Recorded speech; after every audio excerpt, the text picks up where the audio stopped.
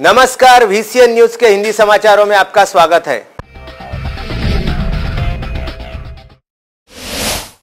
किसान देश का अन्नदाता होता है।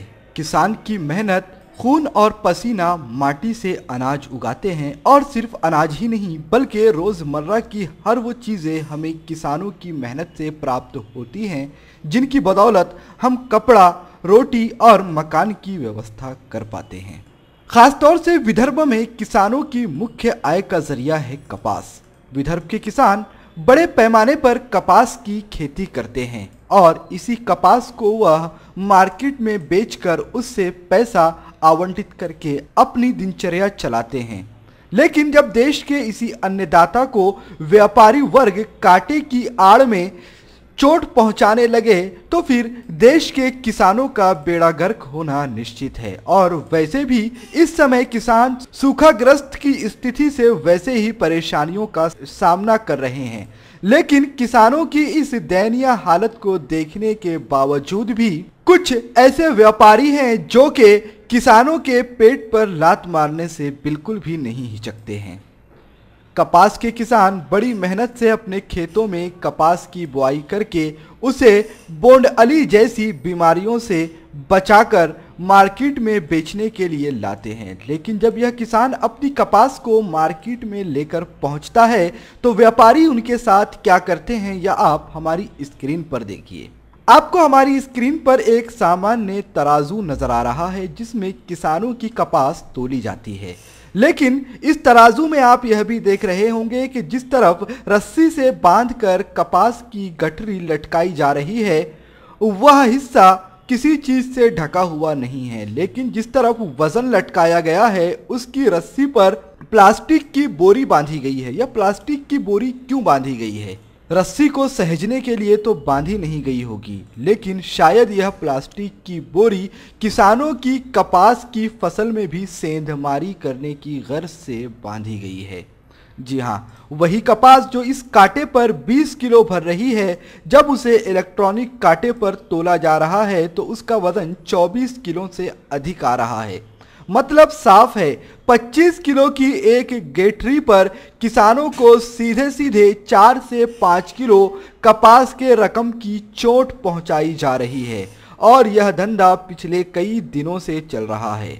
VCN न्यूज के रिपोर्टर ने वहां पर पहुंचकर इन हालात की तफ्तीश की। उसी कपास को सादे कांटे पर और फिर इलेक्ट्रॉनिक कांटे पर तोला। दोनों बार स्थिति अलग अलग आई।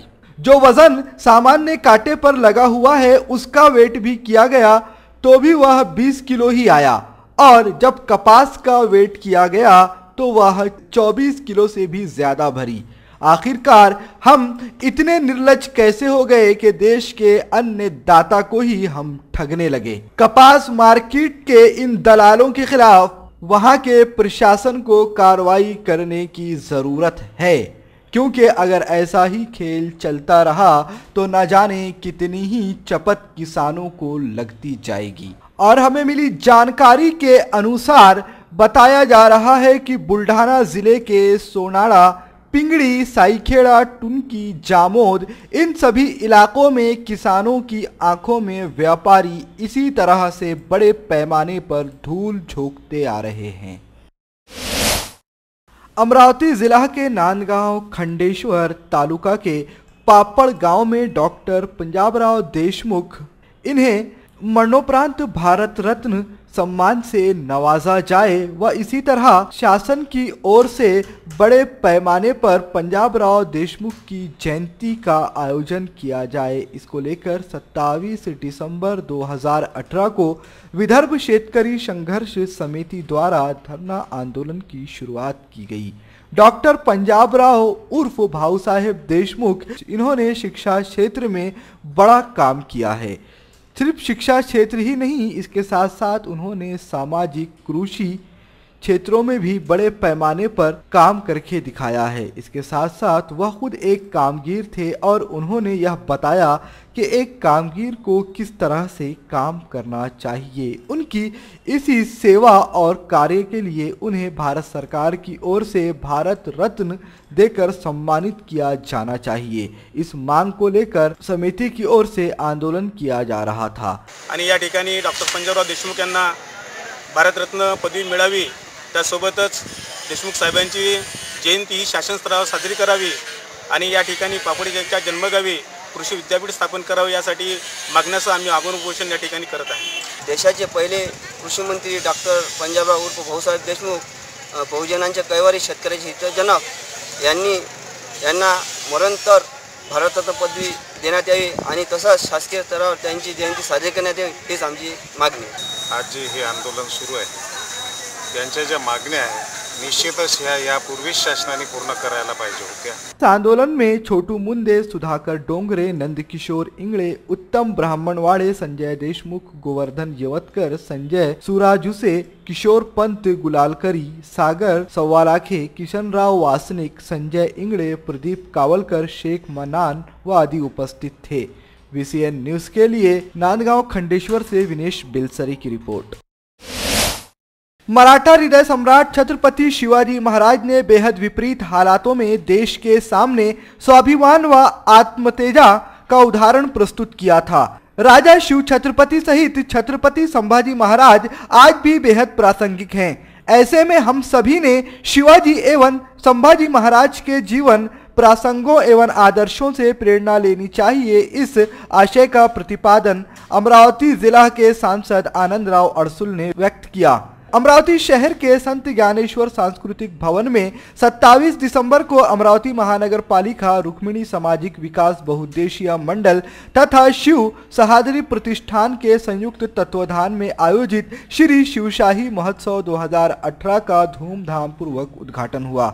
इस अवसर पर कार्यक्रम की अध्यक्षता करते हुए सांसद आनंदराव अड़सुल ने अपने विचार व्यक्त किए। इस अवसर पर बतौर सत्कार मूर्ति छत्रपति शिवाजी महाराज के सरसेनापति यशाजी कंक के वंशज शशिकांत जी कंक व सिद्धार्थ जी कंक तथा बतौर प्रमुख अतिथि विधायक यशोमती ठाकुर, भाजपा के प्रदेश प्रवक्ता शिवराय कुलकर्णी, रंगकर्मी बंडूपंत मोरे, शिवसेना के जिला प्रमुख राजेश वानखेड़े, भूषण यादगिरे व गजानन दादा देशमुख मंच पर उपस्थित थे। कार्यक्रम की शुरुआत में सभी मान्यवर अतिथियों ने शिव छत्रपति की प्रतिमा का पूजन कर शिवाजी महाराज की प्रतिमा पर माल्यार्पण किया। जर मला ते करायचं आहे तर ती प्रेरणा, उत्कट प्रेरणा, ती ताकद, ती क्षमता माझ्यामध्ये आहे आणि मी त्याच्यामध्ये जाणार आहे। 9-10 वर्षाचे राजे असताना असं सांग मी जे वाचलंय त्याच्यामध्ये की जे स्वप्न दिलं होतं आईसाहेबांनी बेंगलोरला राहत असताना रोज संध्याकाळी आईसाहेब दूध द्यायच्या, शिवबांना दूध द्यायचे। त्या दिवशी दूध द्यायला गेल्यानंतर आईसाहेबांच्या असं लक्षात आलं की त्यांच्या मनचेकाच्या खाली माती आहे। आईसाहेबांनी प्रश्न विचारलाय राजांना, राजे आपण यावेळी कुठे गेला होता? तेव्हा राजाने उत्तर दिले की पलीकडे नृत्य सुरू आहे, ते नृत्य बघायला आम्ही गेलो होतो। एक 9-10 वर्षाचं बाळ आपल्या आईला खोटं बोलत नव्हतं, सत्य परिस्थिती सांगत होतं। आईसाहेबांच्या लक्षात आलं की 90-10व्या वर्षी माझा मुलगा मनोरंजनाकडे गेला तर त्यांना जे स्थापन करायचं होतं भविष्यामध्ये, जे स्वराज्य स्थापन करायचं होतं, महाराष्ट्रातल्या सगळ्यांना सुखी आणि संपन्न करायचं होतं, ते स्वप्न पूर्ण होणार की नाही? कारण मनोरंजनामध्ये रमलेलं व्यक्तिमत्व त्या ताकदीने उभं राहील का नाही? त्यांना जर राजा म्हणून घडवायचं तर त्यांना तसंच स्वप्न द्यावं लागेल। म्हणून आईसाहेबांनी निर्णय घेतला महाराष्ट्रामध्ये यायचा आणि इकडे यायच्या अगोदर त्यांना स्वप्न देण्यासाठी एक राज्य त्यांना दाखवायचं होतं।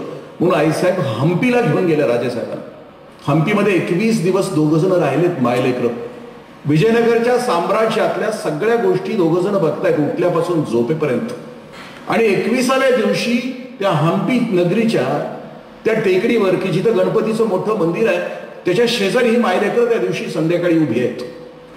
सगळं हम्पीचं साम्राज्य बघून झाल्यानंतर राज्यकारभाराचं भान आणि जाण समजून घेतल्यानंतर त्या दिवशी संध्याकाळी जिजाबाई साहेब एक आई आपल्या सुपुत्राला एक स्वप्न बहाल करते आणि ते स्वप्न आहे ते असं म्हणतात, जिजाबाई साहेब विचारतात, राजे इथं विजयनगरच्या साम्राज्यामध्ये 240 वर्ष असं साम्राज्य नांदत होतं की जिथं कुत्रा सुद्धा उपवाशी राहत नव्हता, जिथं स्त्रियांना सन्मानानं वागवलं जात होतं, जिथं चोरी होत नव्हती, जिथं सर्व कलांचा आविष्कार संपन्न झाला होता, जिथं आया बहिणींचं कुंकू बळकट होतं.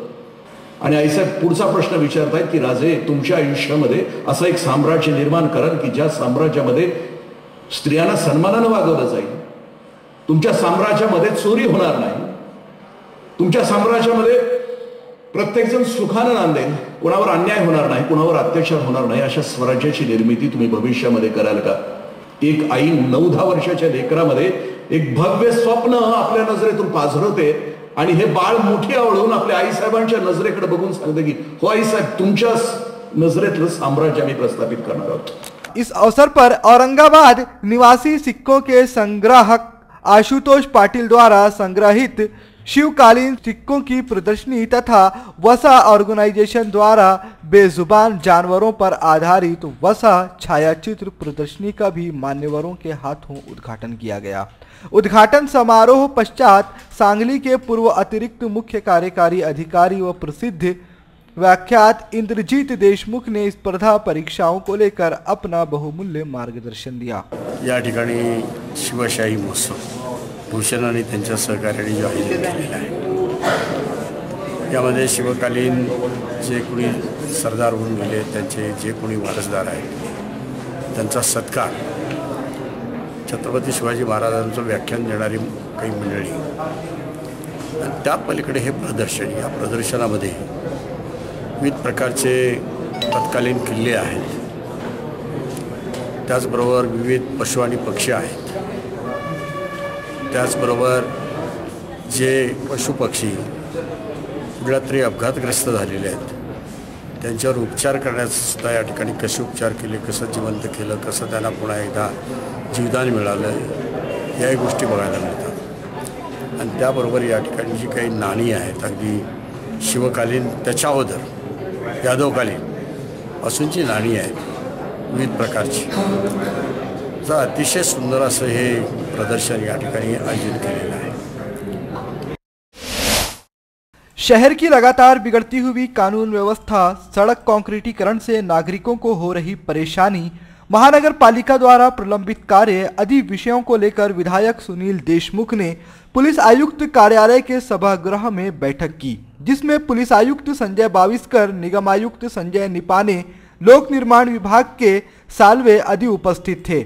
विधायक देशमुख ने पुलिस, मनपा और लोक निर्माण विभाग को आड़े हाथों लेते हुए एक्टिव होने की सलाह दी. शहर में चल रहे सड़क कंक्रीटीकरण से किए गए सड़क निर्माण से सड़क से लोहे की सलाखें बाहर निकल रही हैं.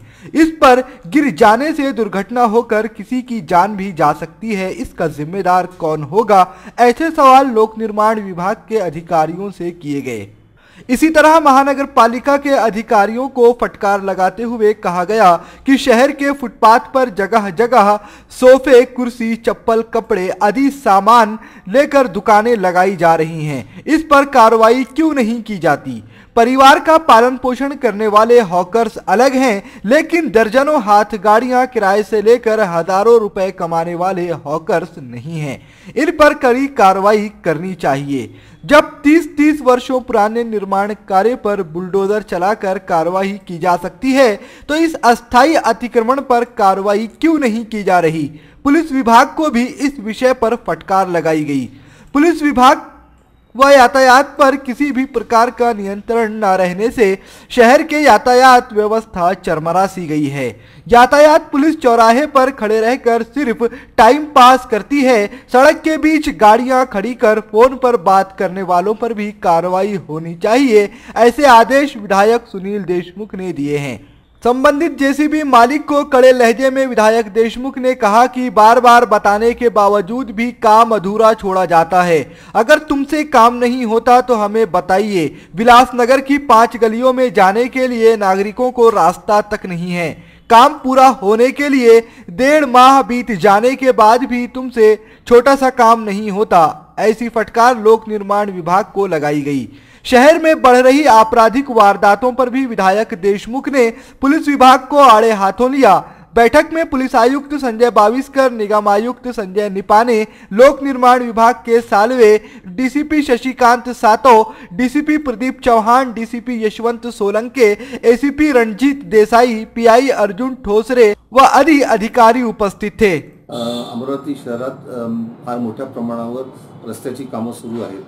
त्याच्यामुळे वाहतूक व्यवस्था संपूर्ण कोलमडून पडलेली आहे आणि त्याच्यामुळे सर्वसामान्य लोकांना जो त्रास सहन करावा लागून राहिला त्याच्या अनुषंगाने आम्ही आज ही बैठक बोलवली होती आणि त्यांच्या अनुषंगाने काय काय अडचणी आहेत त्या कशा दूर होऊ शकतील आणि वाहतूक व्यवस्था कशी सुरळीत होऊ शकेल आणि वाहतूक व्यवस्था जी जाम होतील त्या होऊन राहिली किंवा जे कोलॅप्स झालेली आहेत, विस्कळीत झाली, त्याची काय कारण आहे याचा अत्यंत विस्तृतप्रमाणे आढावा घेण्यात आला आणि आढाव्यानंतर ज्या ज्या गोष्टी होण्यासारख्या आहेत पण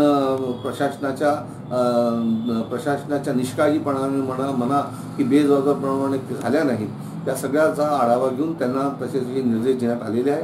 येणाऱ्या काळामध्ये वाहतूक व्यवस्था सुधारेल याच्या बाबतीत माझ्या मनात कोणतीही शंका नाही। या अडचणी ताबडतोब सोडण्यासारख्याच आहेत, त्या काही दूरगामी परिणाम करण्यावाल्या अडचणी नाही आहेत की त्याच्यामुळे ताबडतोबच त्यांना सांगितण्यात आलेलं आहे, त्याच्यामुळे त्या लवकरच पूर्ण होतील असं मला वाटतं। उद्यापासूनच त्या कामाला सुरुवात करतील। श्रद्धा फैमिली शॉपिंग में जाएंगे हम सभी, साड़ियों की नई डिजाइन देखो यहीं से लाएंगे। श्रद्धा फैमिली शॉपिंग में जाएंगे हम सभी, लेडीज जेंट्स बच्चों की हर फैशन लाएंगे सभी। फैशन के सफर में आप भी आगे ही आगे बढ़ते चलिए, क्योंकि बिजीलैंड का सबसे बड़ा आलीशान भव्य showroom Shraddha family shopping and mall, Bizilland complex, Nandgaon Peth, Amravati.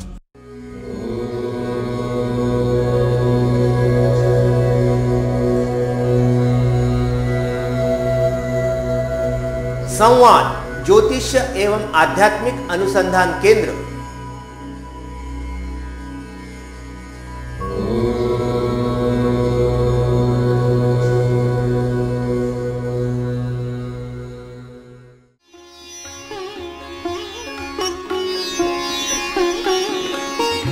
समृद्ध जन्म कुंडली के अनुसार करें अपने व्यक्तित्व का निर्माण, अपने बच्चों की परवरिश करें उनकी जन्म कुंडली एवं ज्योतिष परामर्श के अनुसार। विस्तृत फलादेश के साथ जन्म कुंडली का नया स्वरूप, ग्रहों की शांति के विभिन्न उपाय। संवाद ज्योतिष एवं आध्यात्मिक अनुसंधान केंद्र, अंबादेवी मार्केट, अंबादेवी, अमरावती।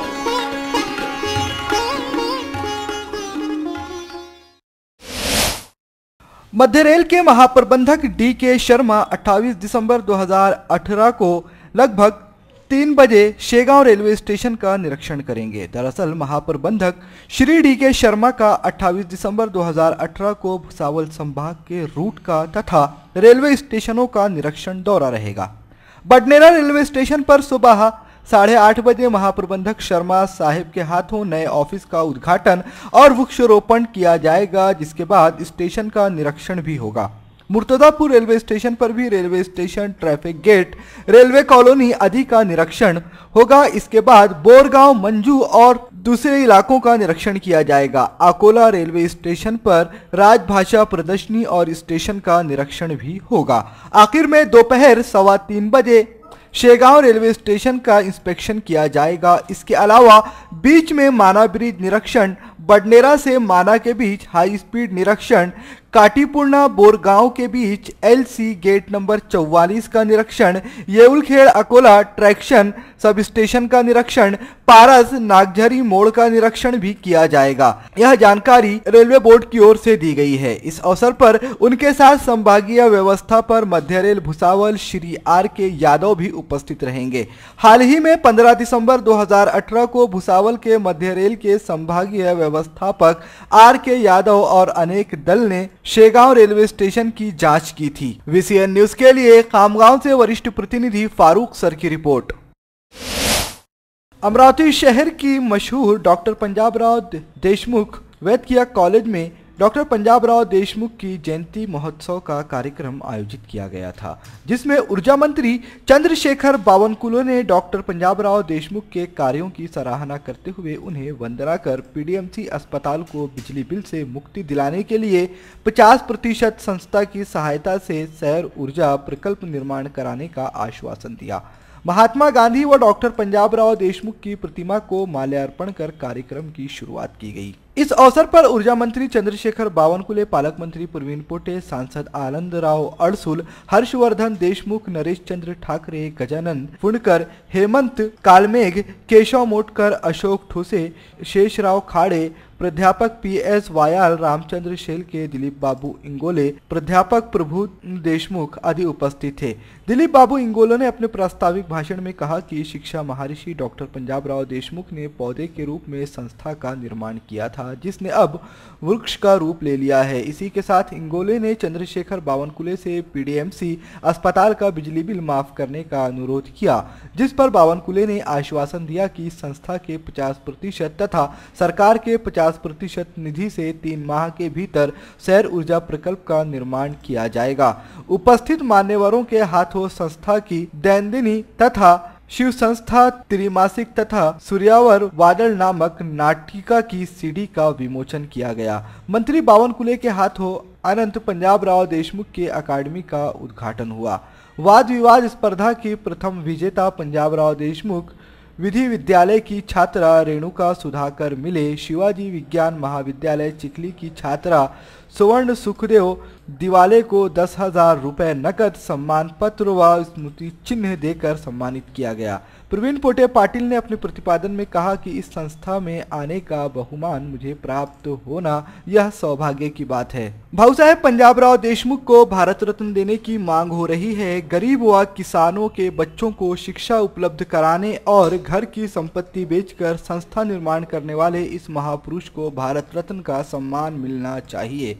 कार्यक्रम के प्रमुख अतिथि व राज्य के ऊर्जा मंत्री चंद्रशेखर बावनकुले ने अपने भाषण में कहा कि डॉक्टर भाऊ साहेब पंजाबराव देशमुख ने जीवन में शिक्षा देकर ऊर्जा निर्माण करने का कार्य किया। फिजिक्यू योगा फेडरेशन ऑफ इंडिया इस संगठन की ओर से 23वां राष्ट्रीय योगासन स्पर्धा का आयोजन पश्चिम बंगाल के हल्दिया जिले के केसारिया में 22 से 24 दिसंबर 2018 की कालावधि में किया गया था। इस स्पर्धा में भारत के 17 राज्यों के संघ सहभागी हुए थे। इस संघ में 30 लड़के व पुरुष तथा 35 लड़कियां व महिलाएं कुल 65 लोगों ने जीवित योगाट अनुसार सहभाग लिया था। संघ के व्यवस्थापक के रूप में बुल्ढाना जिला योगा एसोसिएशन के अध्यक्ष डॉक्टर PR उपरवट ने नेतृत्व किया तथा प्रशिक्षक के रूप में तेजराव डहाके ने जिम्मेदारी निभाई। इस स्पर्धा में महाराष्ट्र के संघ में देऊळगांव मही के बाद योगी वरद जोशी ने 18 से 13 वायुगुट में अपनी कौशल्य दिखाई। 23 दिसंबर को निकाली गई शोभा यात्रा का नेतृत्व डॉक्टर उपरवट के मार्गदर्शन में वरद जोशी ने किया। चौराहे पर उसने योग के प्रत्यक्षिक प्रस्तुत करके ग्रामवासियों का मन जीत लिया।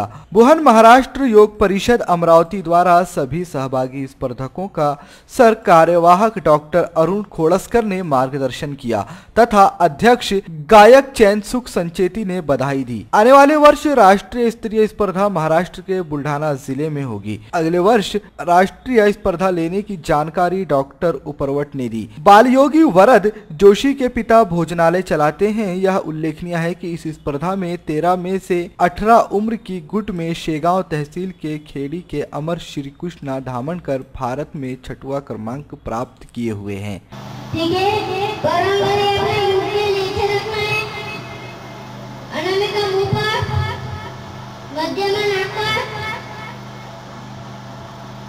आंखें बंद करके तर्जनी आंखों पर और उनके कान में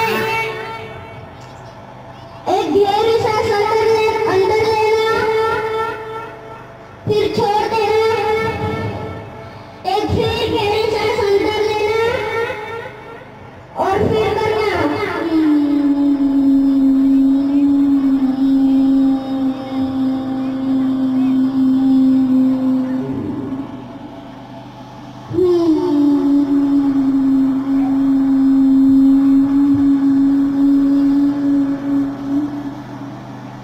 VCN न्यूज के लिए खामगांव से वरिष्ठ प्रतिनिधि फारूक सर की रिपोर्ट। बुल्ढाना जिला कुश्ती गीत परिषद के माध्यम से बुल्ढाना जिला कुश्ती की परिषद के अध्यक्ष राणा गोकुल सिंह सानंदा ने बाला रफीक शेख को बुल्ढाना जिला कुश्ती गिर संघ का प्रतिनिधित्व करने का अवसर दिया। हाल ही में जालना में हुए महाराष्ट्र केसरी स्पर्धा में बाला रफीक शेख ने अपने मुखालिफ पहलवान को 3 मुकाबले में 11 अंकों से मात देकर महाराष्ट्र केसरी का खिताब अपने नाम कर बुल्ढाना जिले का नाम रोशन किया। अंतिम मुकाबले में पूर्व विधायक राणा दिलीप कुमार सानंदा बुल्ढाना जिला कुश्ती गीत संघ की ओर से जालना पहुंचकर बाला रफीक शेख का उत्साह बढ़ाया और बगैर किसी मतभेद और जातिवाद के अल्पसंख्यक समुदाय के खिलाड़ी बाला रफीक शेख को स्पोर्ट्समैन स्पिरिट को ध्यान में रखते हुए बुल्ढाना का नेतृत्व करने का अवसर दिया और बाला रफीक शेख ने इस अवसर का फायदा उठाते हुए उत्कृष्ट कुश्ती खेल के दांवपेच लगाते हुए अपने मुखालिफ अभिजीत कटके को 3 के मुकाबले 11 अंकों से पराजित किया और महाराष्ट्र केसरी का खिताब अपने नाम किया।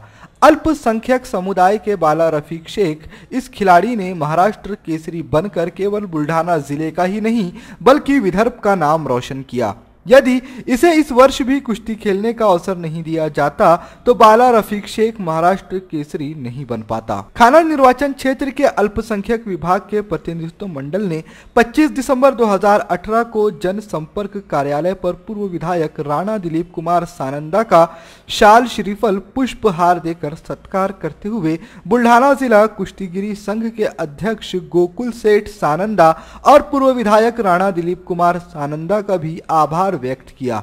इस अवसर पर कांग्रेस अल्पसंख्यक विभाग के जिला अध्यक्ष मोहम्मद वसीमुद्दीन, तालुका अध्यक्ष शफीउल्लाह खान, सैयद हाजी जमदार, एडवोकेट मुबीन खान, जिला कांग्रेस कमेटी सदस्य शेख जुल्फिकार शेख चांद, नगर सेवक अब्दुल रशीद, अब्दुल लतीफ, नगर सेवक इब्राहिम खान, सुबहान खां, पूर्व नगर सेवक मोहम्मद नईम, नगर सेवक लाला जामदार, सुपड़ू शाह आदि सहित अल्पसंख्यक समुदाय के बंधु बड़ी संख्या में उपस्थित थे। VCN न्यूज के लिए खामगांव से वरिष्ठ प्रतिनिधि फारूक सर की रिपोर्ट।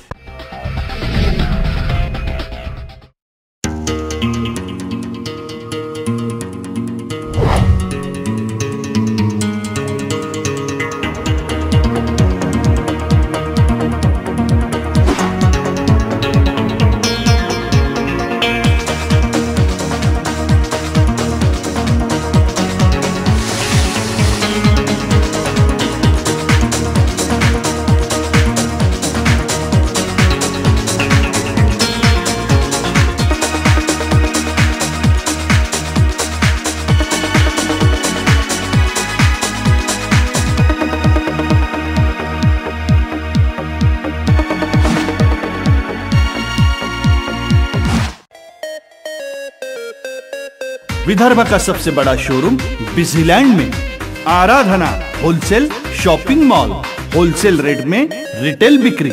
आराधना संपूर्ण लग्न बस्ता, बनारसी शालू, डिझायनर साड्या, ghagra odhni, salwar suit, dress material, readymade coat, shooting shirting, teenage wear, kids wear, fashion jewellery, lifestyle, shoes व sandal, home decor, matching.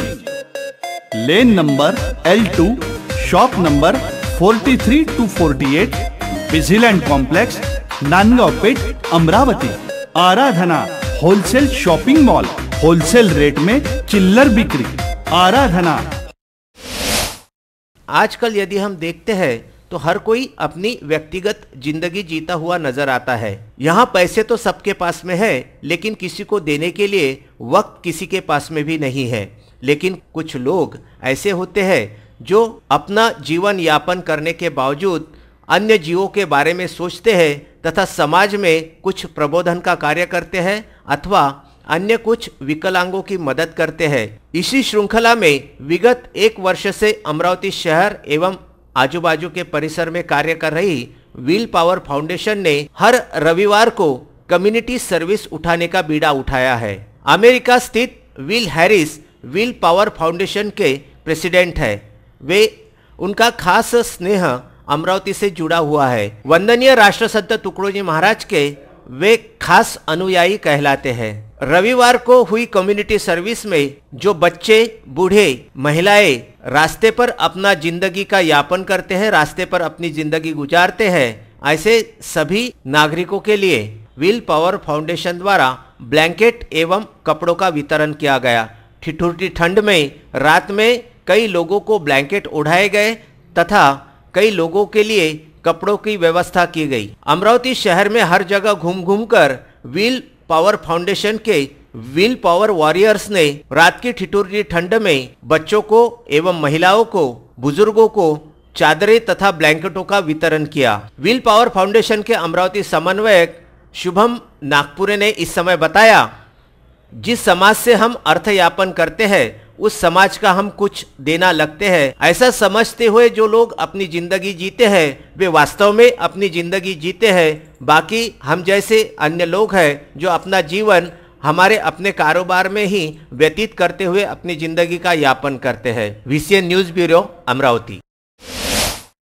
Maratha Patil युवक समिति की पुस्तक का प्रकाशन 27 दिसंबर को शेगांव स्थित गजानन महाराज व्यवस्थापकीय विश्व कर्मयोगी शिवशंकर भाऊ पाटिल इनके निवासी स्थान पर किया गया। इनके हाथों से विमोचन किया गया। विमोचन के दौरान उन्होंने वहां मौजूद सभी लोगों का मार्गदर्शन किया और कहा कि 27 दिसंबर समिति के लिए एक स्वर्ण पल है। वह इस अवसर पर मराठी पाटिल युवक समिति के संस्थापक अध्यक्ष गजानन दादा पाटिल इन्होंने वहां मौजूद लोगों को समिति के कार्य व कर्तव्य के बारे में जानकारी दी। जिन युवकों की शादी के लिए कोई भी आगे नहीं आता उनका विवाह योग्य जगह पर हो सके, इसी के लिए सोयरिक पुस्तक का उपक्रम शुरू किया गया है। इस साल सोयरिक पुस्तक के 5 वर्ष पूरे हो चुके हैं। इस अवसर पर समिति की ओर से आरोग्य शिविर, रक्तदान शिविर, नेत्र जांच शिविर का आयोजन किया गया, जिसमें सैकड़ों स्कूली विद्यार्थियों को उनके पाठ्यक्रम संबंधी पुस्तकें बांटी गई। गरीब लोगों के लिए भोजन भी रखा गया था व बेरोजगार लोगों के लिए रोजगार शिविर का भी आयोजन इस अवसर पर किया गया था। इसके साथ साथ इस अवसर पर शेगांव में अनेक समाज उपयोगी कार्यक्रम समिति की ओर से आयोजित किए गए थे। पुस्तक के विमोचन के वक्त मराठा पाटिल युवक समिति के सदस्य बड़ी पैमाने पर उपस्थित थे। आज मराठा पाटिल युवक समितीच्या सोयरिक पुस्तिकेचे विमोचन कर्मयोगी शिवशंकर भाऊ पाटील यांच्या हस्ते झाले। मोठ्या उल्हासपूर्ण वातावरणात युवकांच्या उपस्थितीत आजचा हा सोहळा पार पडला। मराठा पाटील युवक समितीच्या माध्यमातून विविध सामाजिक उपक्रम आपण राबवत असतो। असे 40 गावांमध्ये आपल्या युवक समितीच्या शाखा आहेत। या वर्षी म्हणजे या एका वर्षामध्ये जवळपास 1400 विद्यार्थ्यांना आपण शालेय साहित्य वाटप केलं होतं। उपवरांसाठी आजकाल मध्यस्थी करायला कोणी येत नाही, तर उपवरांसाठी विवाहयोग्य मुलामुलींसाठी या वर्षी सुद्धा म्हणजे सलग हे 5वं वर्ष आहे आपलं सोयरिक पुस्तिकेचं। सतत 5व्या वर्षी सुद्धा सोयरिक पुस्तिकेचं विमोचन आपण करत असतो। ना नफा ना तोटा या तत्वावर चालणारी आपली रुग्णवाहिका मागील 4 वर्षापासून रस्त्यावर धावत आहे। युवकांना रोजगार मिळावा यासाठी अण्णासाहेब पाटील आर्थिक विकास महामंडळाची शिबिरं असतील, खादी ग्रामोद्योगची शिबिरं असतील, या माध्यमातून उद्योगधंद्याकडे मुलांची वाटचाल व्हावी किंवा कल वाढावा या उद्देशाने उद्योगधंद्यासाठी आम्ही विविध शिबिरं सुद्धा आम्ही घेत असतो। अमरावती जिला के अंजनगांव सुरजी तहसील के MIM पार्टी के महासचिव अयाज खान यूनुस खान ने अपने समर्थकों के साथ कांग्रेस में प्रवेश कर लिया। अयाज खान यूनुस खान ने कांग्रेस पार्टी के अमरावती जिला अध्यक्ष बबलू देशमुख की मौजूदगी में कांग्रेस में प्रवेश किया। इस मौके पर अयाज खान यूनुस खान का फूल व पुष्प गुच्छ देकर स्वागत किया गया।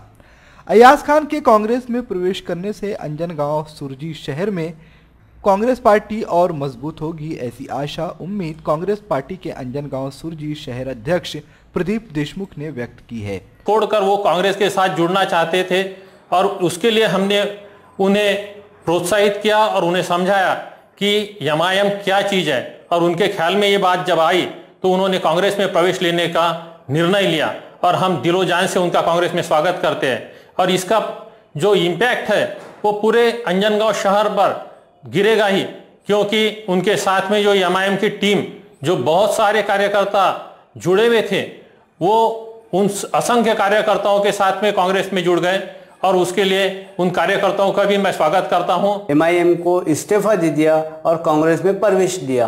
प्रवेश लेने के बाद में अंजनगांव की जो कांग्रेस पार्टी की टीम है वो टीम ने मेरा भरपूर स्वागत किया और बबलू भाऊ, अमरावती जिला अध्यक्ष बबलू भाऊ, इन्होंने भी मेरा भरपूर वहाँ पे स्वागत किया। स्वागत करने के बाद में मैं कांग्रेस पार्टी के अंदर में प्रवेश ले लिया। इस अवसर पर कांग्रेस पार्टी के अब्दुल कलीम, अब्दुल कलाम अध्यक्ष सेवादल, प्रदीप देशमुख अंजनगांव शहर अध्यक्ष, मोहम्मद राजिक अंसारी, मिर्जा जहीर बेग, मोहम्मद सिद्दीक, अब्दुल कलाम मौजूद थे। VCN न्यूज़ के लिए अंजनगांव सुरजी से जावेद शाह की रिपोर्ट। समाचारों में अब वक्त हो चला है आपसे विदा लेने का। विदर्भ से जुड़ी तमाम जानकारी जानने के लिए देखते रहिए विदर्भ का सर्वश्रेष्ठ न्यूज चैनल VCN न्यूज। नमस्कार।